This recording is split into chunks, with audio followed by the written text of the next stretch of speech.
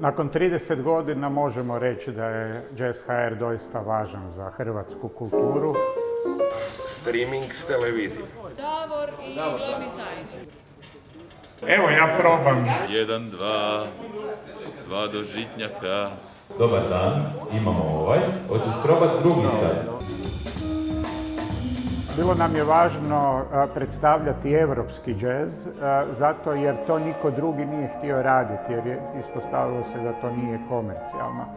Osim toga, uvijek smo organizirali velike svjetske zvijezde džeza, kao što su Lee Konitz, kao što je Charles Lloyd, kao što je Gonzalo Rubalcaba i tako dalje, i tako dalje.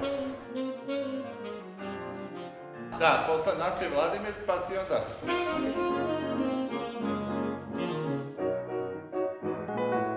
Jazz je postao zapravo jako važan dio, ja bih rekao danas, klasične kulture. To je produžetak, to je to što nekad bio ekspresionizam pa impresionizam i onda sve to prešlo pa nastala neka i atonalna muzika. Jazz je jedan od važnih listića na tom drvu.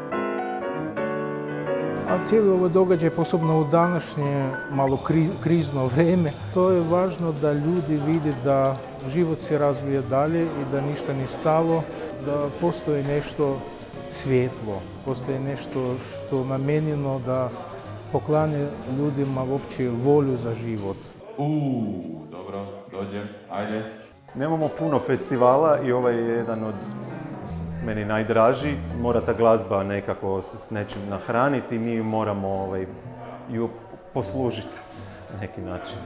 Upravo je tonska proba, a oni već smišljaju neke nepodopštine pa će nešto i zajedno odsvirati, ali to ne možemo znati dok koncert ne počne.